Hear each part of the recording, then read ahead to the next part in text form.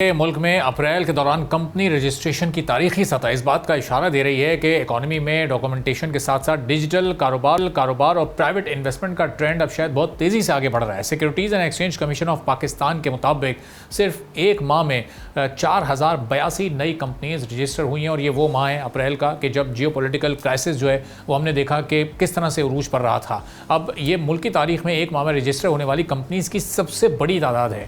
اس اضافے کے بعد اب ملک میں رجسٹرڈ کمپنیز کی تعداد کچھ 3 لاکھ کے قریب پہنچ چکی ہیں، 2,94,000 سے بھی یہ تجاوز کر چکی ہیں۔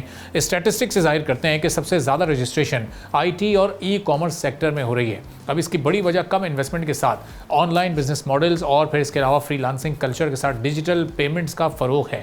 اب نوجوان کاروباری افراد اب غیر رسمی کاروبار کے بجائے کمپنی رجسٹریشن کو پریفر کر رہے ہیں تاکہ بینکنگ کے ساتھ انویسٹمنٹ اور پھر انٹرنیشنل پیمنٹس تک رسائی بھی حاصل کی جا سکے۔ کمپنیز کے رجسٹریشن کے حوالے سے صوبائی سطح پر ہم نے یہ دیکھا کہ پنجاب اس میں سر فہرست ہے، جہاں 2000 سے زائد نئی کمپنیز رجسٹر ہوئی۔ پھر اس کے بعد اسلام آباد ہے، سندھ ہے اور کے پی میں بھی بڑی تعداد میں یہ کمپنیز رجسٹر ہوئی ہیں۔ اب گلگت بلتستان جیسی جگہ پر بھی ہم نے 276 کمپنیز کے رجسٹریشن دیکھے، اور یہ اس بات کی نشاندہی کرتی ہے کہ چھوٹے علاقوں میں بھی اس وقت کاروباری سرگرمی بڑھ رہی ہے۔ تو اکانومی کے لیے ایک پازیٹیو اشارہ یہ بھی ہے کہ خطے میں جنگ اور کشیدگی کے باوجود لوکل انویسٹر اور فارن انویسٹرز کی دلچسپی اب بھی برقرار ہے۔ اپریل میں 22 ممالک کے انویسٹرز نے پاکستان میں کمپنیز رجسٹر کرائی ہیں، اور اس میں چائنا کے انویسٹر خاص طور پر نمایاں ہیں، جنہوں نے مختلف کمپنیز میں 95% شیئر ہولڈنگ سے انویسٹمنٹس کی ہیں، جس کا ٹوٹل جو پیڈ کیپٹل ہے وہ $193 ملین ہے۔ اب یہ ٹرینڈ مستقبل میں مشترکہ منصوبوں کے ساتھ آئی ٹی آؤٹ سورسنگ اور ای کامرس پارٹنرشپس میں اضافے کا امکان بھی ظاہر کرتا ہے۔ گزشتہ تقریباً 8 ماہ کے دوران اندازاً 25 سے 27 ہزار نئی کمپنیز رجسٹر ہوئی ہیں، اور اگر یہ ٹرینڈ اسی رفتار سے جاری رہا تو اگلے 12 ماہ میں ظاہر ہے 40,000 کا ہندسہ بھی کراس ہو سکتا ہے، اور اتنی بڑی تعداد میں نئی کمپنیز کے قیام کا امکان بھی موجود ہے۔ اب اس سے ٹیکس نیٹ کے ساتھ بینک فائنینسنگ کے علاوہ امپلائمنٹ اور ایکسپورٹ سروسز میں کتنا اضافہ ہو سکتا ہے، یہ ایک بڑا سوال ہے۔ لیکن اس سارے سینیریو میں چیلنجز ظاہر ہے کہ موجود ہیں۔ صرف رجسٹریشن ہی کافی نہیں ہے، بلکہ ان کمپنیز کی سپورٹ کے ساتھ ان کا پروفٹ میں آنا اور پھر انویسٹمنٹ حاصل کرنا بھی بہت ضروری ہے، اور اس کے لیے حالات کتنے سازگار ہیں یا نہیں، اس پر ہم بات کریں۔ شاہ صاحب سابق وزیر خزانہ ہمارے ساتھ موجود ہیں۔ ڈاکٹر صاحب بہت شکریہ پروگرام کے لیے، آپ نے وقت نکالا۔ اب صورتحال اس وقت بڑی چیلنجنگ ہے پاکستان کی اکانومی کے لیے، بڑے اثرات اس جیو پولیٹیکل سچویشن کے ہمارے ملک پر پڑ رہے ہیں، لیکن اسی میں ہم دیکھ رہے ہیں کہ اپریل کے مہینے میں 4000 سے زائد کمپنیز کا ایسی سی پی میں رجسٹر ہونا، اس میں لوکل انویسٹرز کی بھی کمپنیز ہیں، فارن انویسٹرز کی بھی ہیں، تو ابھی بھی پاکستان پر اعتماد برقرار ہے دونوں طرح کے انویسٹرز کا۔ دیکھیں، یہ بڑی خوش آئند بات ہے کہ رجسٹریشن کمپنیز رجسٹر ہو رہی ہیں، اور جیسے آپ نے اپنے انٹروڈکشن میں اینڈ میں کہا کہ اس کو ٹرانسلیٹ کرنا ہے انٹو ایکچوئل انویسٹمنٹ۔ سو ایک تو یہ ہے کہ اگر ایک قسم کا ٹیک بوم پوری دنیا میں چل رہا ہے، اور ادھر امریکہ، چائنا زبردست قسم کی آئی ٹی اور یہ جو آرٹیفیشل انٹیلیجنس کی چیزیں بن رہی ہیں، نیو یارک اسٹاک ایکسچینج پہ بھی جنگ کے باوجود وہ اوپر جا رہا ہے، اور وہ اس کا مین ریزن یہ ہے کہ ٹیکنالوجی کمپنیز جو ہیں وہ بہت فیور میں ہیں۔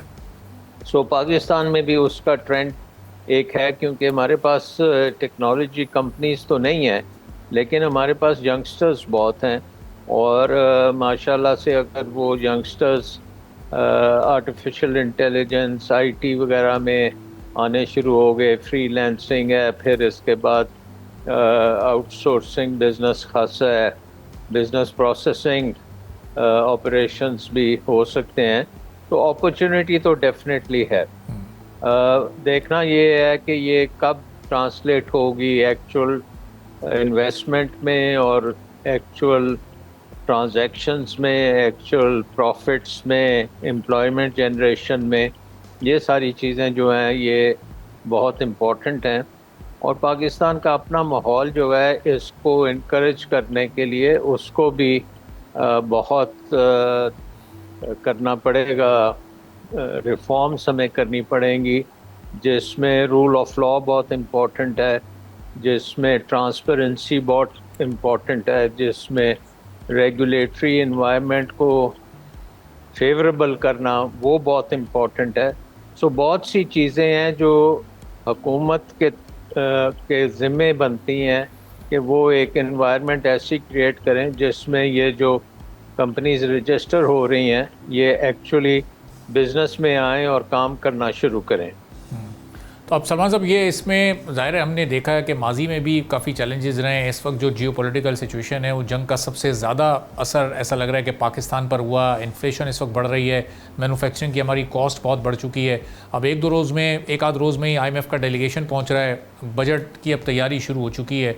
तो अब ये इस वक्त फौरी तौर पर क्या इक़दाम हुकूमत को उठाने की ज़रूरत है कि हमारा ये कॉरपोरेट सेक्टर भी इसी अंदाज़ में आगे बढ़ता रहे, डिजिटल रिफॉर्म्स भी होती रहें, टैक्स रिफॉर्म्स भी बेहतर अंदाज़ में चलती रहें? ये अब एक वक्त ऐसा आ गया है कि अब ज़रा आगे ग्रोथ की तरफ संजीदगी के साथ सोचा जाए. देखें, ये तो इस साल के बजट में पता लगेगा कि गवर्नमेंट संजीदा है कि नहीं है. और उसमें जो बहुत इम्पोर्टेंट चीज़ें हैं, हमने देखना है कि क्या हुकूमत अपने अखराजात कम करेगी कि नहीं करेगी. क्या हुकूमत प्राइवेट सेक्टर को as the engine of growth बनाएगी या नहीं बनाएगी, और प्राइवेट सेक्टर इन्वेस्टमेंट को फ़रोग देगी या नहीं देगी.